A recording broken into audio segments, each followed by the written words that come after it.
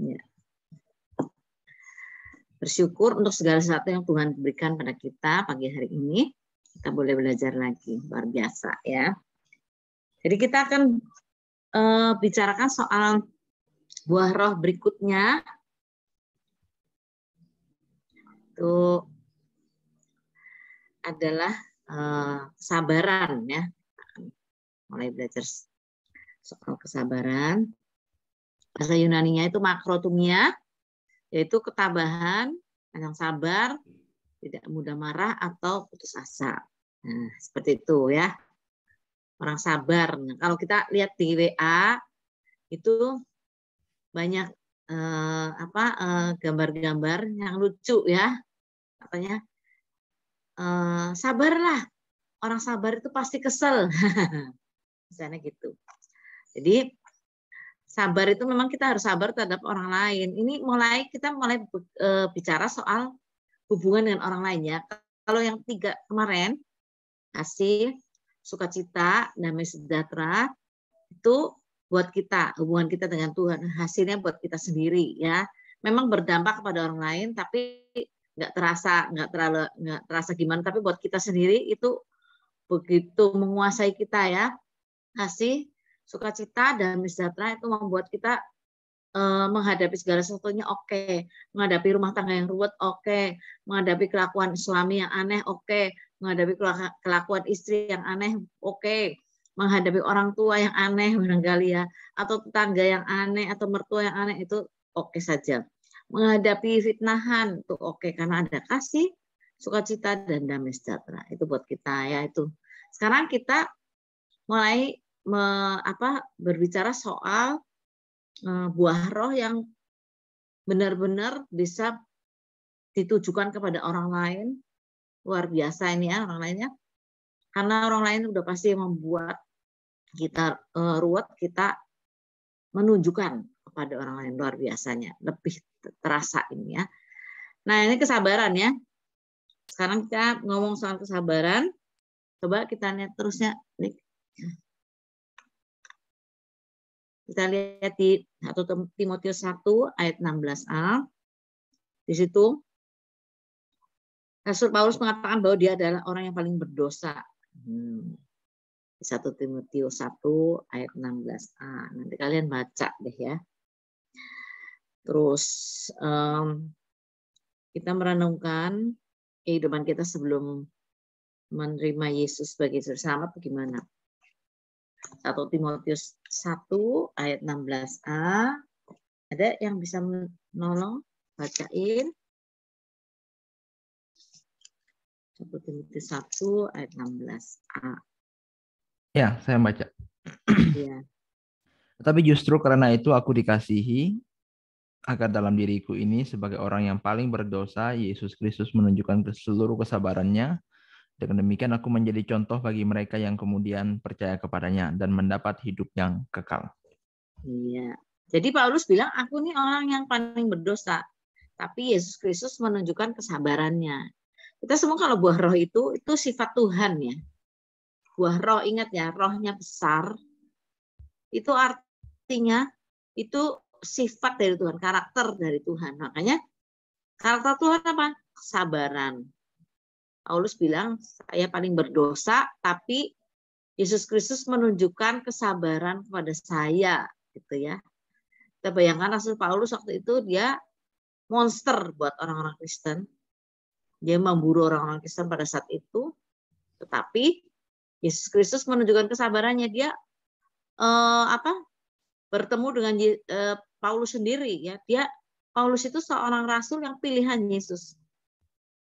Nah, sebetulnya kita tahu kalau para rasul itu 12 itu pilihan Yesus sendiri. Mau Petrus, mau sampai Yudas Iskariot itu pilihan Tuhan Yesus sendiri.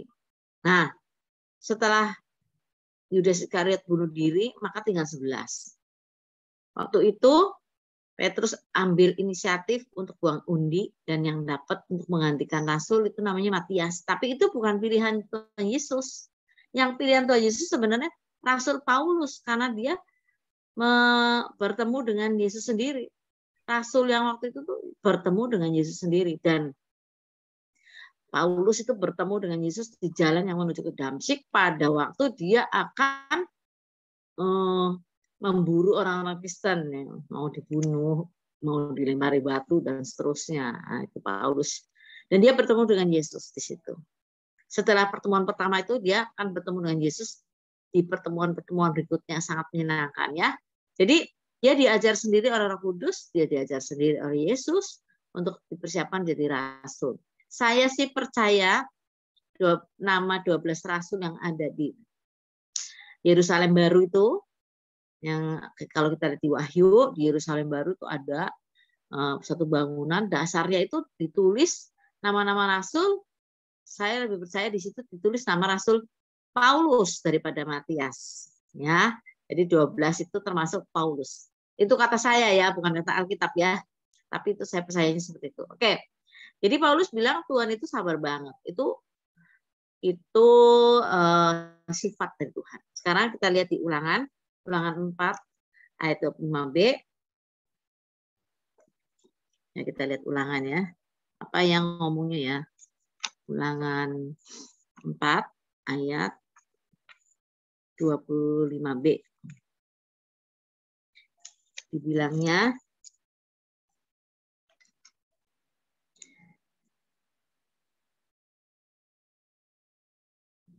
saya baca dulu dari atasnya aja ya.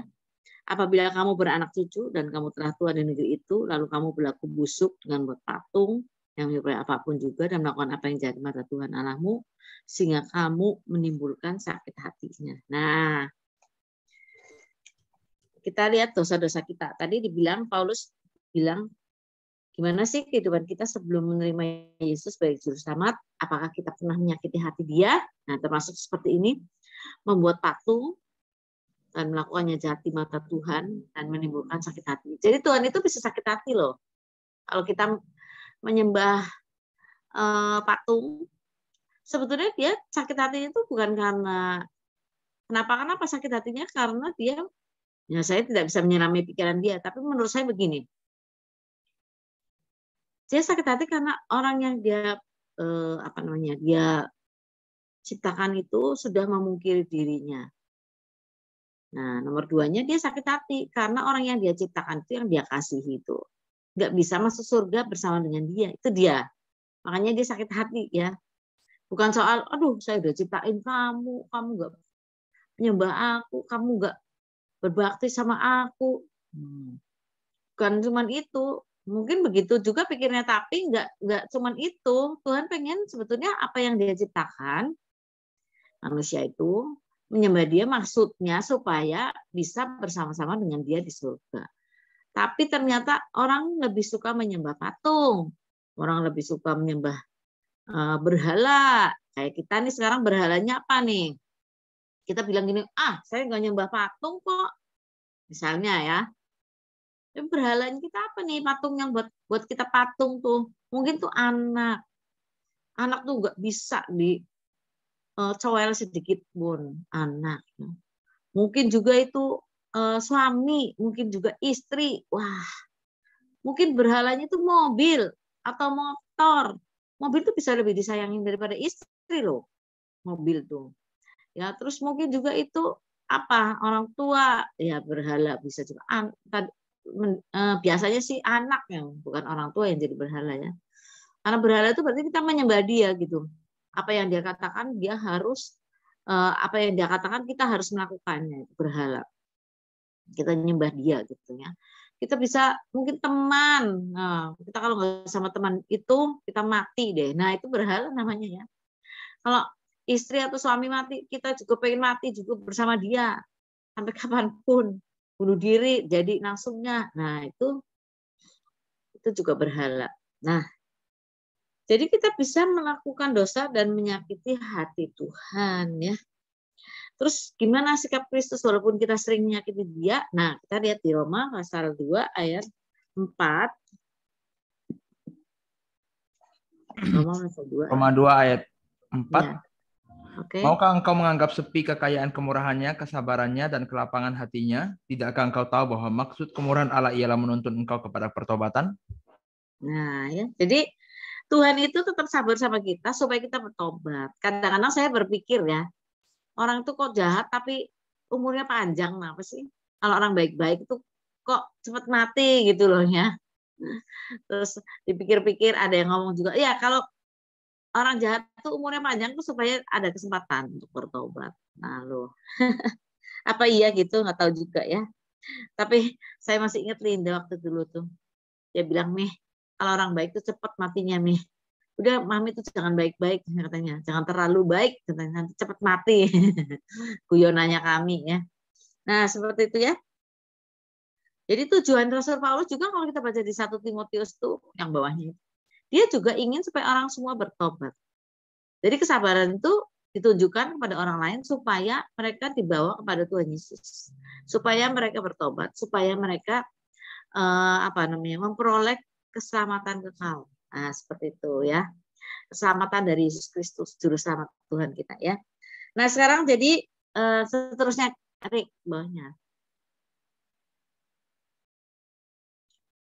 Jadi kesabaran itu apa sih? Kesabaran itu apa yang pertamanya? Dapat menahan diri dari amarah dan dendam.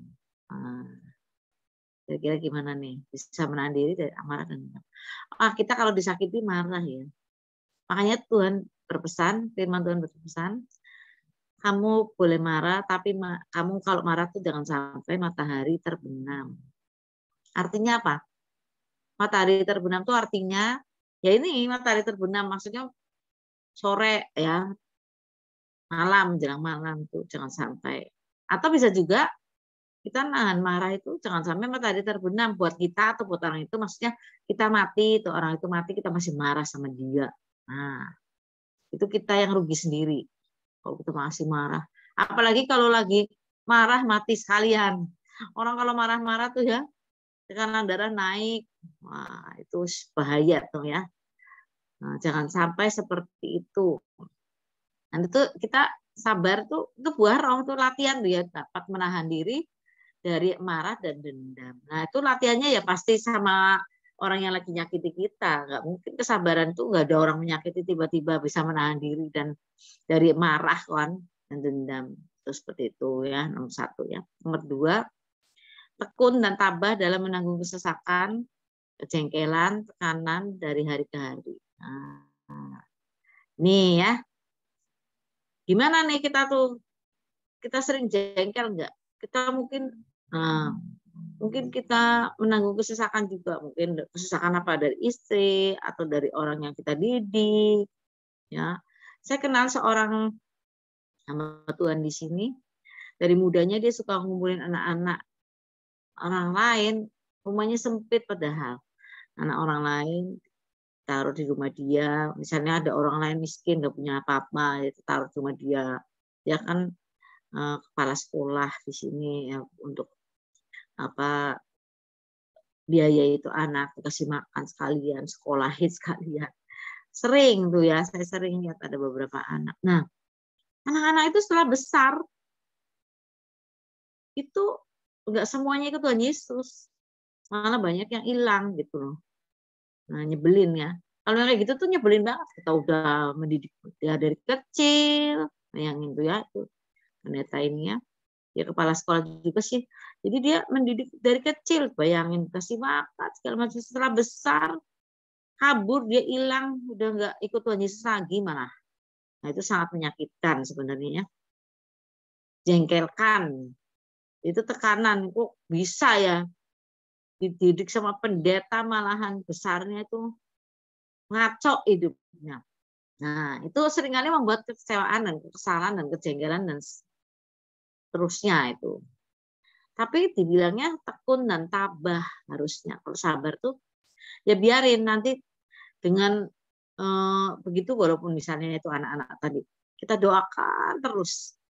Ya gimana lah, mungkin menjangkau mereka nggak bisa, karena kalau masih kecil masih bisa digendong, masih bisa diajak kemana-mana ya, mungkin masih bisa digandeng, digendong. Tapi kalau udah besar, wah, diajak pergi juga nggak mau. Dianya yang pergi, nggak pernah mengunjungi kita. Nah gimana menjangkaunya? Ya doa. Doanya terus tekun dan tabah ya untuk berdoa. Nah, Untuk jiwa-jiwa yang seperti itu, jiwa-jiwa yang terhilang, kita betul-betul harus berdoa. Saya kenal juga seorang pendoa yang dia punya buku doa, dia catat-catat siapa yang dia doakan, dan pinggirnya dikasih tahu, dikasih catatan kapan doa itu terkabul gitu ya. Seru juga sih ya. Kalau saya soalnya bukan doa kayak gitu ya, jadi nggak kepikir, tapi dia kepikir gitu. Catat, saya doain ini karena misalnya sakit terkabul kapan, saya doain ini tersesat dari jalan kapan, terkabul balik lagi ke Tuhan gitu ya. Ada lebih banyak yang belum terkabul sih, tapi dia terus berdoa. Itu namanya tekun dan tabah. Yang menanggung kesesakan, kejengkelan, tekanannya. Terus nomor 3, tahan menderita, tidak lekas marah dan putus asa. Ayo kita lihat 2 Timotius 3 ayat 10. 2 Timotius 3 ayat ya, 10 dan 11. 10. Tetapi engkau telah mengikuti ajaranku, cara hidupku, pendirianku, imanku, kesabaranku, kasihku, dan ketekunanku. Engkau telah ikut menderita, menganiaya, dan sengsara seperti yang telah kuderita di Antioquia dan di Iconium dan di Listra. Semua penganiayaan itu kuderita, dan Tuhan telah melepaskan aku daripadanya. Engkau telah ikut menderita penganiayaan dan sengsara. Dibilangnya mantep nih ya. Cara hidupku, pendirianku, imanku, kesabaranku, kasihku, ketekunanku. Wow ya. Kayak gitulah ya. Jadi orang Kristen tuh memang diharuskan jadi pengikut Kristus. Jadi pengikut Kristus tuh diharuskan untuk berbuah. Jangan lupa ya, kita itu pohon. Ya, pada mula-mula pelajaran ini bilangnya kita ini pohon, dan pohon itu adalah pohon yang berbuah. Ini bukan pohon sekedar daun ya, pohon yang dinanti-nantikan buahnya. Nah, jadi kita mau nggak mau harus berbuah. Kalau tidak berbuah nanti ditebang. Nanti kalau di surga jangan lupa yang laku itu buahnya ya, bukan karunia ya. Kita memang pergi memberitakan Injil kerajaan itu harus dengan kuasa, sebab kerajaan Allah itu bukan sekedar kata-kata, tetapi kuasa. Betul, tapi kuasa dari Tuhan ya, dari Roh Kudus. Nah, kita beritakan Injil dengan kuasa supaya mereka datang melihat kehebatan Tuhan tuh, apa mujizat, musir setan dan seterusnya. Tapi kalau di surga itu nggak ditanya, surga udah nggak ada setan, nggak ada yang disir. Kesembuhan nggak usah karena udah pada sembuh semua, nggak ada yang sakit di surga. Nah, jadi mau masuk surga itu supaya berguna apa ini yang harus ada di kita? Yaitu buahnya, buah roh ini termasuk salah satunya adalah kesabaran. Mau nggak mau kita harus latihan. Nah, terserah mau latihan apa enggak. Ya, tapi kudu. Karena kudu itu harus ya. Karena memang yang dihitung itu adalah buah. Pada waktu kita menghadap tahta Kristus. Buah itu yang diperhitungkan. Gimana Bu kalau belum pada berbuah? Tapi percaya Yesus. Ya, saya sih nggak berhak ngomong apa-apa ya, tapi mungkin masih bisa masuk surga, tapi mungkin di sananya itu tempatnya di kayak barak gitu, kayak kandang ayam katanya di sananya, rumah paling es gitu ya. Saya bertemu dengan seorang pendoa di Cirebon, luar biasa nih ibu ini. Dia bilang, Tuhan, Bu, saya dikasih tahu rumah saya kayak apa sih? Nah, terus dia pada suatu malam benar-benar dibawa sama malaikat untuk melihat rumah. Kata malaikat, nih, dari rumah-rumah nih kamu tinggal milih gimana. Di situ ada rumah maksudnya sangat sederhana sekali. Nah, udah kayak gitu. Di surga ada yang kayak gitu rumah begitu. Walaupun ya di surga semuanya bagus ya, tapi itu ada yang rumahnya kayak gitu. Satu-satu begitu, kecil ya. Sangat sederhana sekali kayak kandang ayam. Nah, kata ibu ini, saya nggak mau Masa saya rumah saya nanti surga kandang ayam. Ya udah, ayo kita jalan lagi, kata malaikatnya ya. Jalan lagi, ditunjukin ada kayak perumahan. Nah, itu perumahan. Perumahan itu yang 72 meter persegi gitu ya, kecil-kecil. Kata ibu ini, nggak mau ah, saya juga sekarang tinggalnya di perumahan. Katanya saya nggak mau ah, perumahan kayak gini. Sama aja dong di bumi, di surga. Oke, jadi kamu pengen yang mana? Yuk. Terus dibawa lagi ke satu tempat. Rumahnya besar. Besar-besar, nggak pakai pagar. Saya suka heran-heran kalau jalan-jalan di Pluit, ya, itu di Pantai Mutiara namanya tempatnya, rumahnya Ahok tuh. Di Pantai Mutiara itu rumah nggak ada yang pakai pagar. Jadi semua pakai CCTV, nggak ada pagernya. Jadi semua tuh rumahnya besar-besar banget. Terus di pinggir pantai, itu pantainya itu ada di belakang rumah. Kalau mau naik kapal, perahu itu tinggal naik dari belakang rumah, depannya garasi mobil, belakangnya tempat tertambat perahu. Rumahnya besar-besar banget ya. Dan saya lihat ada satu rumah malahan, waduh, saya bilang ini kapan ketemunya nih suami sama istri, misalnya ya kamarnya satu sini, kamarnya satu sini, waduh ini jalannya ke sini aja udah lama gitu ya, bercandanya besar. Terus kata ibu ini, ibu pendoa ini, saya mau yang kayak gini ah, yang nggak pakai pagar nih besar. Ya udah terserah kamu, katanya malaikat, kamu boleh menentukan. Kamu jangan lupa kirim bahan. Nah, itu dia ya. Kirim bahan. Nah, apa tuh? Kirim bahannya, wah dia bangun tidur, dia mikir-mikir, saya kirim bahan apa ya enaknya ke surga nih ya, supaya bisa mencukupi. Karena rumah besar kan bahannya lebih banyak. Kalau rumah super SSSS itu kan bahannya paling berapa? Kalau kita hitung-hitung di dunia ini. Tapi kalau rumah yang besar kayak gitu, wow, itu bahannya aja udah berapa? Nah, gitu ya. Terus dia mikir lagi, aduh hebat sekali ya. Terus dia pada suatu hari dia ngimpi lagi. Ngimpi lagi dia bilang, aduh rumah saya udah jadi belum ya? Nah, terus dia, pokoknya ibu ini berusaha sekali doa apa segala macam, dia pokoknya buat ngirim bahan. Terus dia tanya sama malaikat tuh, rumah saya udah jadi belum? Ayo yuk kita lihat rumah kamu. Nah, memang rumahnya ada di daerah yang tadi nggak ada pagar, tapi dilihat depannya memang benar udah jadi. Masuk si ibu ini, waduh, temboknya belum dilepak, terus gentengnya masih separuh, kamar mandinya belum jadi. Terus dia lihat tukangnya kok cuma 2 gitu loh. Kok tukangnya cuma 2, gimana ini? Kalau kayak gini mah nggak jadi-jadi ya tuh, dia bilang. Masa tukang cuma 2, rumah segede ini kapan jadinya? Terus kata si malaikatnya bilang sama dia, wah, lah kamu tuh, saya tuh bisa loh menyediakan tenaga berapa aja, tapi kamu kirim bahan nggak? Loh, terus dia lihat, iya ya, kok bahannya nggak ada, catnya juga cuma dikit, terus lepakannya nggak ada gitu ya, pantas tukangnya cuma 2, belum jadi-jadi, gimana ini? Kamu harus kirim bahan dong, kalau nggak kirim bahan malah kapan rumah kamu jadi? Jadi dia bangun lagi, dia kaget, wah berarti saya kirim bahannya kurang banyak. Apa sih yang paling banyak bikin kirim bahan ke sana ya, kirim bahan itu. Nah, terus Tuhan kasih tahu sama dia, kirim bahan itu yang paling banyak adalah ketika kita menyalipkan kedagingan. Menyalipkan kedagingan itu termasuk ini, tahan menderita, tidak lekas marah dan tidak putus asa, tekun dan tabah dalam menanggung sesakan, kejengkelan dan seterusnya, dapat menahan diri, termasuk ini disuruh sabar.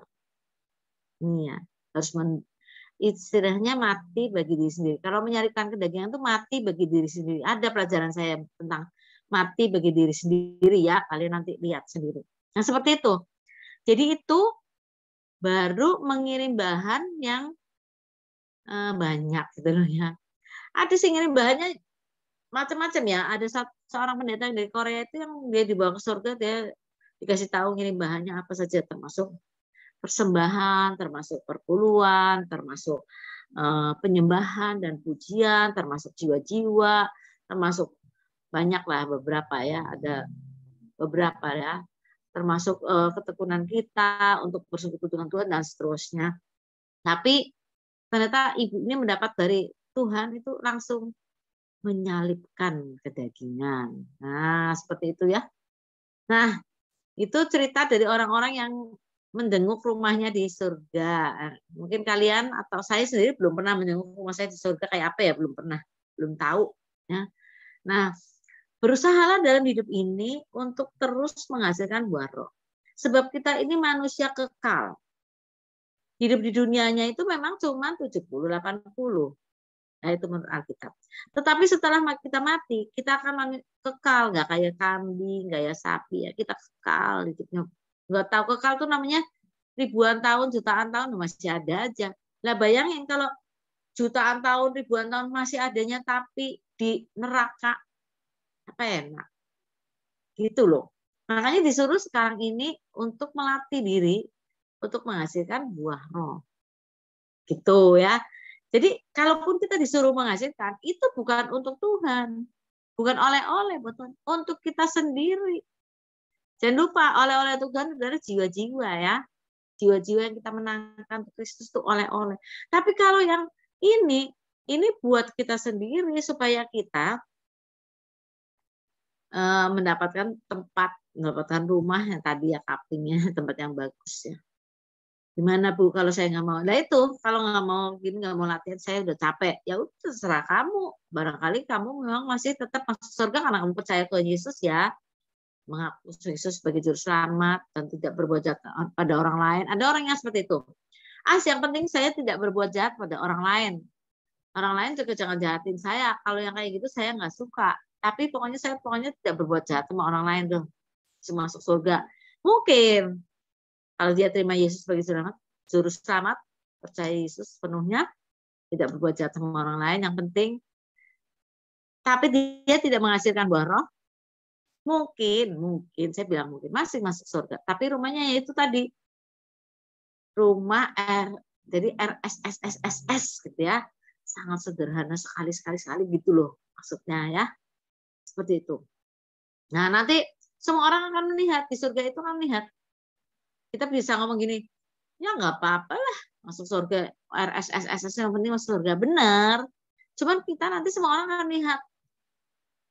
Nanti kalau kita tinggalnya di rumah RSSSS kayak gitu, kita nanti malu sendiri ya tuh. Orang-orang akan lihat, oh ternyata waktu di dunia ini kerjanya nggak betul, padahal udah dikasih karunia banyak sama Tuhan juga, ngusir setan segala macam, tapi kok kerjanya nggak betul, nggak menghasilkan buah, ketahuan karena rumahnya tadi RSSSS, malu kitanya ya. Seperti itu. Oke ya. Jadi kita ini jelas ini ya, sabar untuk nomor 4 ya. Sabar itu artinya tenang, tidak tergesa-gesa, tidak terburu-buru. Jadi sabar menanti waktu Tuhan. Jadi, semua indah pada waktunya, itu pengkhotbah ya. Semua indah pada waktunya. Ada waktunya, bukan waktunya. Nyanya itu enggak pakai N besar loh. Kamu baca baik-baik ya. Semua indah pada waktunya. Waktunya siapa? Ya waktunya waktu. Waktunya waktu. Semuanya indah. Bayangin, anak kecil. Umur 3 tahun dibeliin motor. Nah yang enggak indah lah. Ngapain dibeliin motor anak kecil? Nyetir juga nggak bisa. Terus seperti itu. Ya kan yang berguna aja. Semuanya indah pada waktunya. Nah kalau dia udah umur 17 udah dapat SIM. 18 mau naik motor ya udah. Namanya itu sudah waktunya naik motor. Kan gitu ya. Itu misalnya ya. Terus pertimbangan yang sesama. Coba Amsal 18-13. Ayo bacain. Dia bacain Amsal 18-13. Amsal 18 ayat 13, jikalau seseorang memberi jawab sebelum mendengar, itulah kebodohan dan kecelaannya. Nah, jadi kalau menjawab sebelum mendengar, ya kita kan sering cepet-cepetan ngomong ya. Nah itu kecelaannya tuh di situ kalau mau beri jawab sebelum mendengar. Dengar baik-baik tuh. Makanya Tuhan kasih telinga berapa? Nih telinganya 2 ya ini. Kalau mulut 1 aja. Kamu bayangin kalau mulutnya 2, aduh, itu bisa ngobrol sendiri kemana-mana ya. Saya tambah ruwet tuh mulutnya tuh. Mulutnya yang sini khotbah, yang sana ngomongin orang. Seru kali ya. Ngejawabin orang tambah canggih karena mulutnya 2. Tuhan ngasih telinganya 2 supaya mendengar, lebih mendengar. Mulutnya 1. Memberi jawab itu setelah mendengar, jangan kalau ngejawab belum mendengar udah ngejawab, belum apa-apa udah ngejawab. Jadi salah pengertian, seringkali begitu ya orang-orang tuh gara-gara mendengarnya kurang benar, ngejawab duluan, jadi salah mendengar. Sabar makanya kalau dengerin orang cerita, sabar ya, oke ya. Saya udah pernah ceritakan yang ada pendeta yang di Kalongan tuh nggak bisa khotbah, tapi dia cuma sabar dengerin orang keluh kesah tuh, duduk di kantornya sehari-harian. Dengerin orang, cim-cim datang, ngobrol anu-anu. Jemaatnya sekarang 1000 dari 100 dari 1000. Keren ya. Itu gara-gara dia suka mendengar. Nah, kalau ngomong gara-gara. Nah, terus tidak tergesa-gesa mengambilkan keputusan dan tindakan. 1 Petrus 3 ayat 10 ya. Siapa yang mau mencintai hidup dan mau melihat hari-hari baik, ia harus menjaga lidahnya terhadap yang jahat dan bibirnya terhadap ucapan-ucapan yang menipu. Itu. Jadi jaga lidahnya. Betul ya, saya setiap hari saya berdoa, Tuhan, aku betul-betul minta setiap keputusan yang aku ambil bersamamu. Beri aku kemampuan untuk mengetahui isi hatimu ya Tuhan, Roh Kudus. Itu ya, kuasai aku sepenuhnya.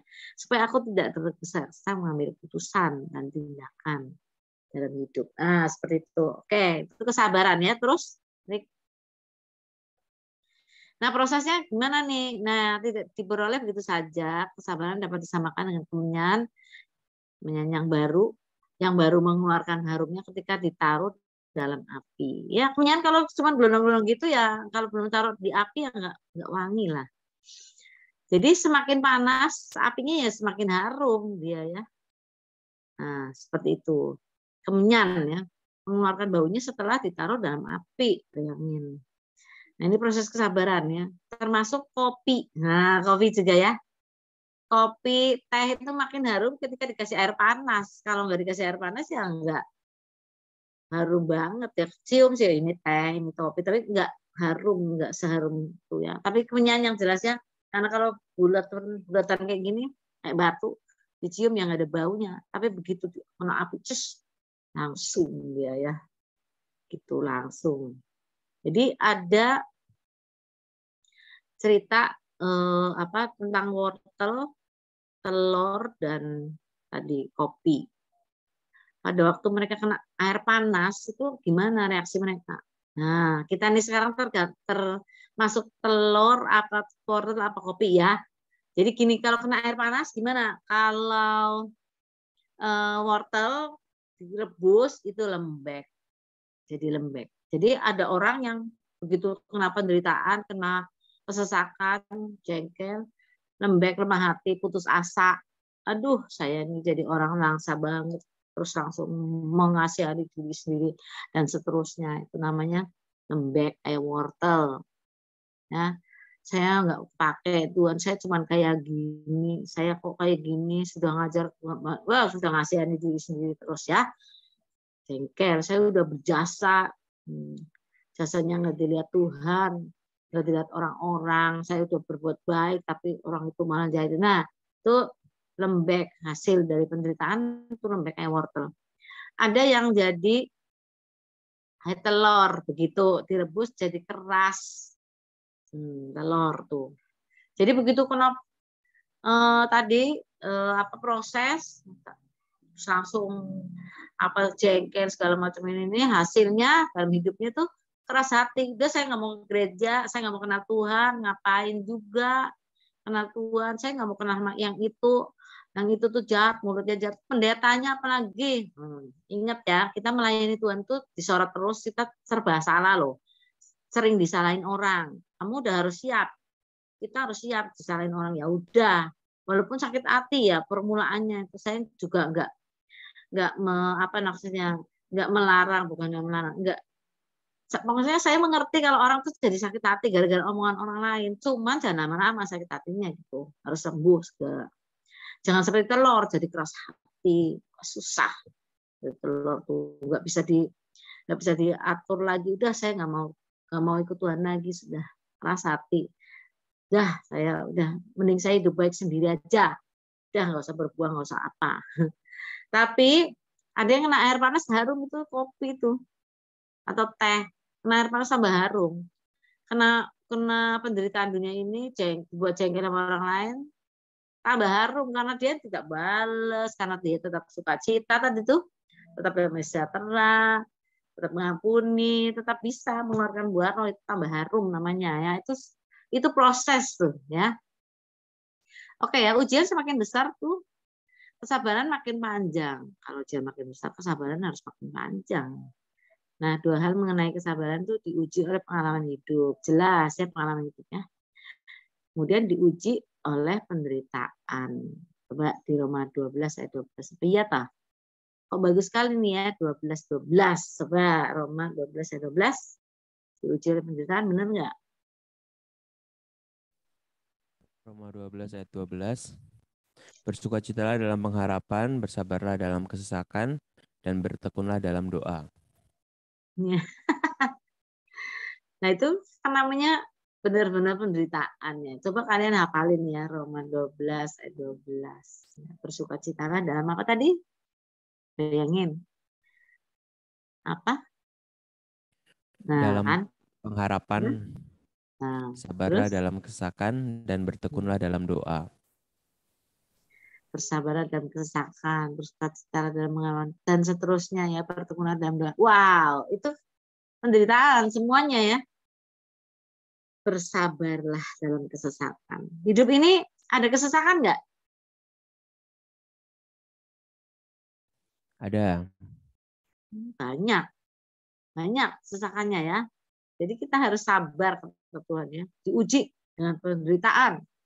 Nah, diuji dengan pengalaman hidup. Ya, pengalaman hidup kita banyak ya, kita akan diuji dengan pengalaman hidup. Kita tahu bahwa dalam hidup kita ini ada banyak tadi tuh yang disebut tadi ya, menahan kejengkelan dari orang lain karena kita singgungannya sama orang. Makanya ada orang juga, saya mau hidup di hutan aja sendiri supaya saya nggak usah singgungan sama orang tuh menyakitkan. Lah kalau kayak gitu ya namanya itu egois, namanya itu nggak menghasilkan buah roh. Buah roh itu pasti diberikan pada orang lain.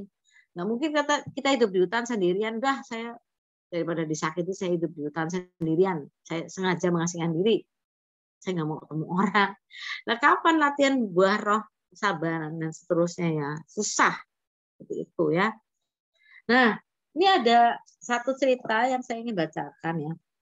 Menurut legenda Yahudi, ketika Allah hendak menciptakan manusia, dia minta tanggapan para malaikat. Nah, saya bacakan. Jangan ciptakan dia, kata malaikat keadilan. Karena jika engkau melakukannya, dia akan melakukan segala jenis kejahatan melawan engkau dan sesama. Dia akan kejam, kasar, tidak jujur, dan tidak benar. Nah, ternyata udah tahu bakal kayak gitu. Jangan ciptakan dia, ujar malaikat kebenaran. Karena dia akan menipu sesamanya, bahkan akan menipu engkau. Terus ada lagi. Jangan ciptakan dia, jawab malaikat kekudusan. Dia akan mengikuti segala sesuatu yang najis dan akan mempermalukan engkau. Waduh. Kemudian ternyata mereka udah tahu ya itu malaikat ceritanya ya seperti itu. Itu legenda Yahudi. Kemudian majulah malaikat pengampun, malaikat yang paling Allah kasih dan berkata, ciptakan dia Bapa Surgawi karena jika dia berdosa dan menyeleweng dari jalan yang kudus, menyeleweng dari jalan yang benar, menyeleweng dari jalan yang lurus, aku akan menuntunnya dan mengucapkan kata-kata yang lembut serta membawanya kembali kepadamu. Nah, kita ngerti bahwa malaikat pengampun itu Yesus. Ya. Bayangin, Yesus tahu kita akan berontak terhadap dia, tapi dia tetap menciptakan kita. Yesus tahu. Yang menciptakan kita kan Yesus kan. Firman itu. Dia tahu bahwa kita akan memberontak, akan menyusahkan hatinya, tapi dia tetap menciptakan kita. Terus Yesus juga tahu dia harus sabar menghadapi kedegilan kita, kebodohan kita, kebengalan kita, ketidakjujuran kita. Kayak gitulah. Dia tahu dia akan menghadapi manusia seperti itu, tapi dia tetap menciptakan kita. Terus dengan sabar dan lemah lembut Yesus akan menuntun kita ke jalan yang benar dan kembali kepada Bapa. Nah, sekarang kalau Yesus begitu sabar terhadap kita, dia sabar terhadap kebodohan kita, terhadap kebengalan kita, terhadap yang ngaco-ngaco dari kita ini,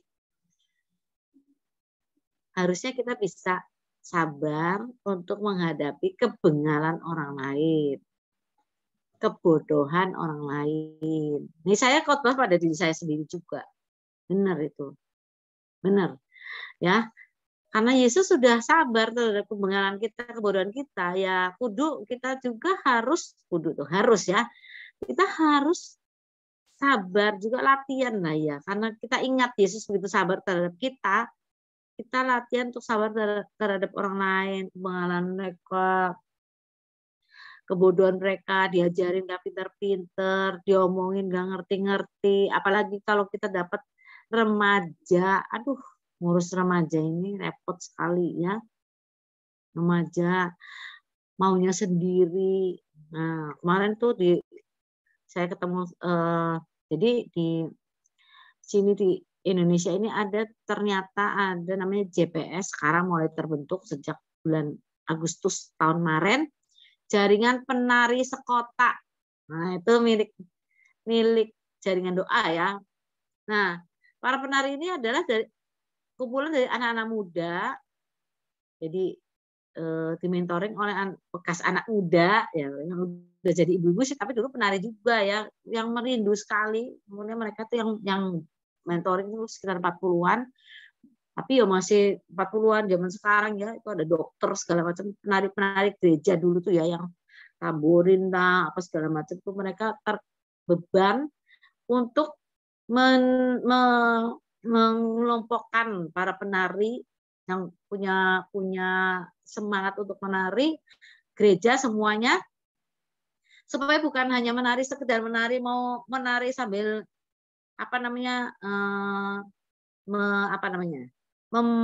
show ya, bukan show, tapi menari betul-betul untuk Tuhan. Jadi tiap gerakan tuh ada artinya kata mereka. Nanti para penari itu akan dikumpulkan, mereka akan ditatar, menari, terus dikasih firman segala macam. Jadi bukan asal menari, tapi betul-betul menari untuk Tuhan, seperti Daud menari untuk Tuhan. Itu. Mereka mulai bulan Agustus kemarin mereka menari dengan indah, belajarnya pakai Zoom karena memang kita kan semua nggak bisa tatap muka kan. Jadi pakai Zoom, barangkali di situ ada sini dari antara 39 orang ini ada yang tertarik ya, bisa belajar. Nanti ngomong aja ke saya, nanti saya daftarin ke ketuanya se-Indonesia, itu Dokter Monik namanya ya. Jadi dia pakai Zoom, ini lagi konferensi, ini mau konferensi tanggal 22 sampai awal Maret, tiap hari Sabtu dan Minggu. Jadi mereka firman ngajar, tapi diajari nari juga apa segala macam. Terus dia cerita sama saya semangat sekali, waduh ini harus anak-anak muda ini harus nih, karena anak-anak muda itu kalau nggak punya kegiatan kayak gitu di gereja, mereka kan menari di di kafe atau menari di mana lagi ya. Kalau di Indramayu ini ada tarian yang mengiringi orang-orang yang misalnya lagi sunatan, yang sunatan tuh diarak-arak pakai ditandu kayak gitu, tandunya ada gambar ularnya, ada gambar singanya, ada misalnya beberapa ya yang sunat satu, yang ngiringinya banyak ya. Ada juga anak-anak yang pengen diiring-iring itu sekalian ya, wah mungkin ada kadang-kadang ada 5, kadang-kadang ada 10, pakai musik keras-keras. Terus di depan musik itu ada orang-orang yang nari-narinya biar seru, dimabokin sekalian, dia dikasih apa tuh namanya arak, dikasih minuman keras, wah menari-nari depan situ. Terus itu di belakangnya itu si penyanyinya sama musiknya tuh muter-muter. Banyak itu yang nari-nari kayak gitu. Malahnya udah nggak pakai malu-malu. Nah, kalau nari kayak gitu senang ya. Nanti mereka nganggap ini musim COVID nggak seberapa. Dulu itu karena musim COVID sekarang nggak boleh ya. Itu dulu namanya nanggap organ tunggal, wah, atau band lengkap. Wah, Itu nanti ada itu kalau di Indramayu langsung nyanyinya di depan, wah, nari, nanti dia nyanyi, terus orang bapak-bapak pada menari-menari, Bapak anu, Ibu anu, ayo ke depan, nanti pada bawa uang kan sedikit-sedikit ya, yang nggak tahu lah mau banyak mau sedikit 50.000 ke 10.000 langsung diberikan ke penyanyinya, tuh kadang-kadang dimasukkan ke sini gitu ya, itu kebiasaan Indramayu. Nah, saya semangat sekali supaya anak-anak itu belajar menari yang benar-benar untuk menyembah Tuhan. Saya semangat banget. Tapi ternyata itu anak-anak waktu itu dibilangnya waktu Natal tuh ada beberapa anak yang semangat untuk menari tamborin di depan, yang latihan sendiri. Ya, saya lihat, oh semangat, ya udah. Barangkali ada 4, saya bilang. Itu nanti saya bilang sama ketua kaum mudanya, saya bilang. Nah, terus saya rundingin sama ketua mudanya, ajuin ke anak-anak muda. Ya, anak mudanya nggak minat. Kalau tentang firman Tuhan tuh kok nggak minat ya. Sedih ya sayangnya ya. Padahal itu belajarnya cuma Sabtu Minggu 2 jam gitu loh. Pakai Zoom. Aduh, saya sedih sekali ya kok nggak ada yang mau ya di gereja ya. Mukanya cilang-cilang aja, cilang-cilang tuh. Gimana sih gitu mukanya tuh yang nggak minat gitu loh. Aduh, sedih deh ya. Sayang sekali.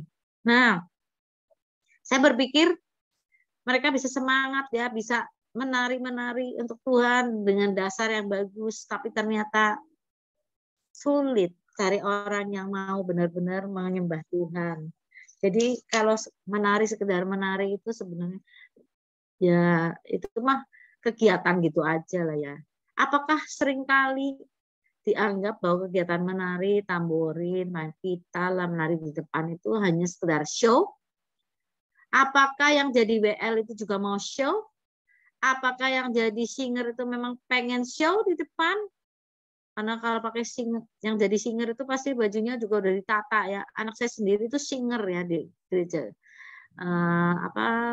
Keluarga Allah yang di Jakarta itu.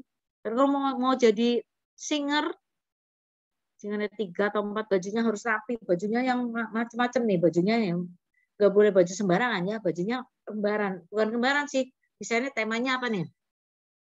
Temanya krem, pakai krem. Temanya batik, sepatunya high heels atau sepatu kets. Nah, bisa tuh seperti itu, atau pakai rompi, nah, rambutnya diapain, dandani yang rapi, walaupun nih pakai ini tetap matanya harus bagus gitu ya, supaya memuliakan Tuhan benar-benar. Saya udah pesan sama anak saya benar-benar, kamu kalau menyanyi itu jadi singer, kamu persembahkan semuanya untuk Tuhan. Bukan untuk dilihat orang, tetapi untuk Tuhan. Tuhan mengetahui isi hatimu. Semua kita persembahkan untuk Tuhan. Gitu ya. Tapi kita nggak tahu motivasi orang-orangnya. Ada yang pengen jadi WL itu kan pengen tampil. Kalau saya nggak jadi WL semuanya kacau. Wah, itu repot juga ya. Ada orangnya seperti itu. Saya WL paling bagus, orang lain nggak laku. Atau jadi singer, saya kalau nggak nopang di sini, udah lah, semua orang nggak ada suaranya pada fals-fals, udah jelek-jelek ya. Nah, itu misalnya. Atau jadi penari tadi ya sekedar gitu loh ya. Jadi saya seringkali cemburu ya sama orang-orang yang sedemikian rupa tadi saya bilang iring-iringan tari-tarian orang sunatan itu yang begitu menari sekuat tenaga. Kayaknya gimana? Wah, sudahlah yang nyanyi juga. Wah, nyanyi itu Pak Mike itu dia masih 1 kilo dari rumah aja suaranya udah kedengaran. Dan orang-orang menari itu sampai dikasih tali pinggir-pinggirnya ya supaya nggak masuk ke jalan. Karena itu kan di jalan-jalan mereka diiring-iringnya tuh pakai iring-iringan yang cukup panjang di jalan bikin macet tuh ya. Biarpun di kampung bikin macet. Tapi mereka ditaliin supaya yang nari-nari itu nggak sampai ke sana supaya jalan itu hanya dipakai separuh, yang separuhnya masih bisa untuk lalu lintas. Kalau mereka menari-menari di tempat sunatan misalnya organ tunggal, waduh kok kayaknya gimana, ngasih duit ke penyanyinya tuh kayaknya senang banget ya, selipin sini selipin sana. Kalau sama Tuhan itu kok enggak ya, gitu. Nah, itu pengalaman kita ya. Saya juga, aduh, kalau ngeliat kayak gitu tuh cemburunya seperti itu ya, aduh. Dan anak-anak muda itu sulit tuh diatur. Nah, kamu termasuk anak, ini banyak anak muda nggak nih di sini nih? Banyak nggak, Rik? Anak muda. Ada anak muda juga. Saya berharap anak muda di sini itu anak muda yang betul-betul punya hati untuk Tuhan. Nah, anak muda sulit. Katanya lagi cari jati diri. Ya, tapi kita mungkin ngomongnya jangan diganti sulit ya.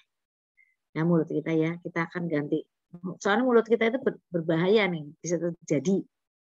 Kalau kita hadapi anak muda seperti itu, kita bilang, wah ini anak muda berbakat ya. Di masa depan dia memuliakan Tuhan. Gitu deh ya, mulutnya ya kayak gitu ya. Kita yang sabar menghadapi mereka. Nah, seperti itu. Jadi proses kesabaran itu kita harus ingat, kita harus lakukan pada orang lain karena Tuhan juga sabar sama kita.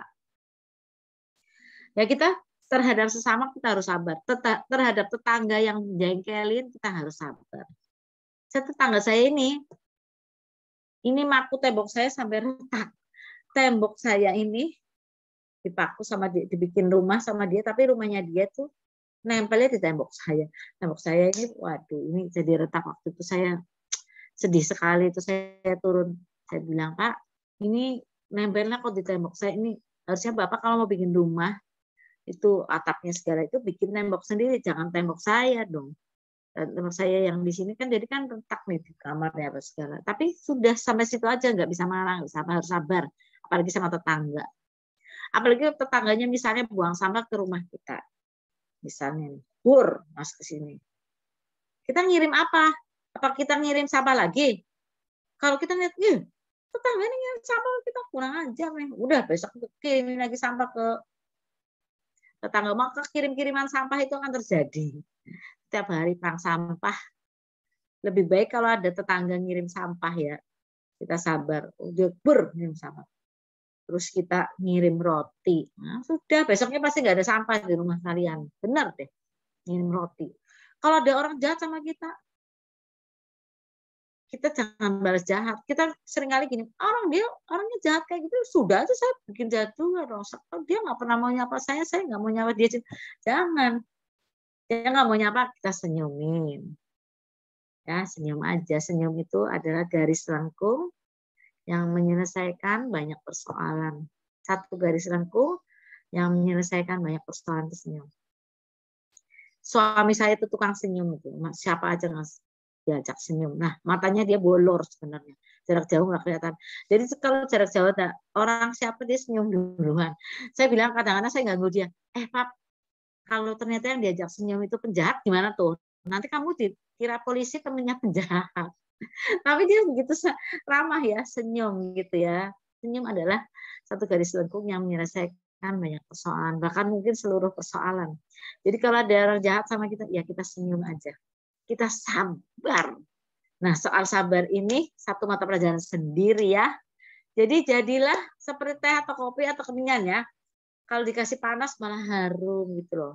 Jangan kayak wortel, jadi lembek, putus asa. Atau jangan jadi kayak telur. Kalau kena panas malah atos, jadi keras hati, nggak bisa dibentuk lagi, jangan. Ya, kita harus terus dibentuk oleh Tuhan. Makin panas apinya, makin harum kita.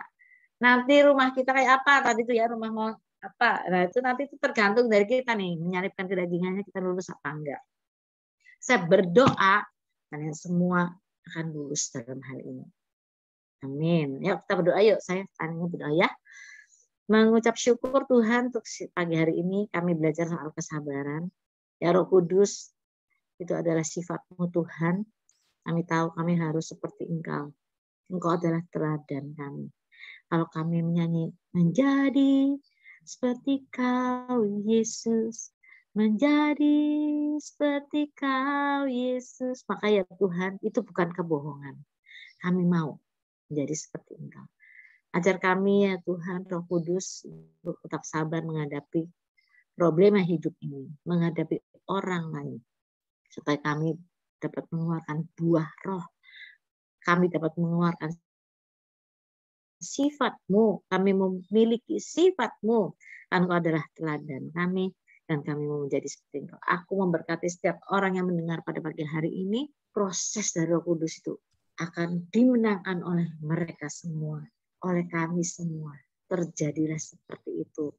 Kami akan menjadi pemenang-pemenang karena Engkau berkata kami lebih dari pemenang. Maka jadilah seperti itu dalam hidup kami. Terpuji nama Tuhan, Engkau dahsyat bagi kami, Engkau mulia. Terpujilah nama Tuhan. Di dalam nama Tuhan Yesus Kristus kami berdoa dan bersyukur. Haleluya. Amin. Amin. Terima kasih Ibu buat pengajarannya. Amin. Sampai Terima kasih ketemu lagi. juga Erik dan berkati. Sampai jumpa ya. Ya, sampai jumpa.